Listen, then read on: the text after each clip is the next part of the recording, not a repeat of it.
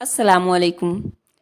آج اگر دیکھا جائے تو یہود و ہنود مسلمانوں کو گاجر مولی کی طرح کاٹ رہے ہیں، مصائب و مظالم کے پہاڑ ڈھا رہے ہیں، مظلوم مسلمانوں کی پکار سننے والا کوئی نہیں، قبلہ اول بیت المقدس کی بے توقیری اور بے حرمتی کی جا رہی ہے، نہتے فلسطینیوں کو ہر سہولت سے محروم کر کے ان کی زندگی اجیرن بنائی جا رہی ہے۔ آج اسرائیلی بربریت جاری ہے اور امریکہ اس بربریت میں اسرائیل کا نہ صرف حمایتی ہے بلکہ وہ مسلمانوں کی اس نسل کشی کا سب سے بڑا مجرم بھی ہے۔ ان دنوں بھی فلسطین میں جو ہو رہا ہے وہ امریکہ کی سرپرستی میں ہی ہو رہا ہے۔ امریکہ نہ صرف اسرائیل کی حمایت کر رہا ہے بلکہ ہر طرح سے مدد بھی کر رہا ہے۔ اسلحہ و دیگر ساز و سامان اسرائیل بھیجا جا رہا ہے جو کسی المیہ سے کم نہیں۔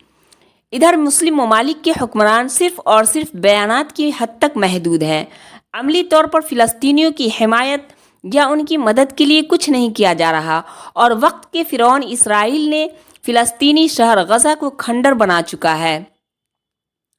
تب بھی ان مجاہدین، جوان، مرد، خواتین اور بچوں کے حوصلے پست نہیں ہوئے بلکہ ان کے عزائم و حوصلے مزید بلند ہیں۔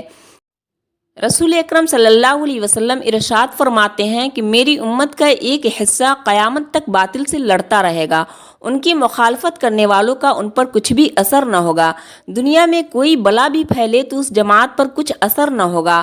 صحابہ کرام رضی اللہ تعالی عنہم نے پوچھا، یا رسول اللہ وہ جماعت کون سی ہے؟ نبی کریم صلی اللہ علیہ وسلم فرماتے ہیں، بیت المقدس کے آس پاس رہنے والے مومنین کی جماعت ہیں۔ غزہ اور فلسطین میں اسرائیل کی انسانیت سوز مظالم کے بعد قبلہ اول بیت المقدس اور فلسطین ایک مرتبہ پھر دنیا بھر کی نظروں کے سامنے آ گئے۔ بیت المقدس کی آزادی کے خواب سجائے ہوئے اہل فلسطین کی داستان تقریباً ایک صدی پر پھیلی ہوئی ہے، جس سے آج ہماری نئی نسل بالکل ناواقف ہے۔ اہل فلسطین کی کہانی روشنائی سے نہیں بلکہ ان کے خون سے لکھی گئی ہے۔ فلسطین کے ہر چپا چپا پر قربانیوں کی ایسی لازوال داستانیں نقش ہیں جس سے وہاں کے باشندوں کی جرأت، ہمت، غیرت اور استقامت کا پتہ چلتا ہے۔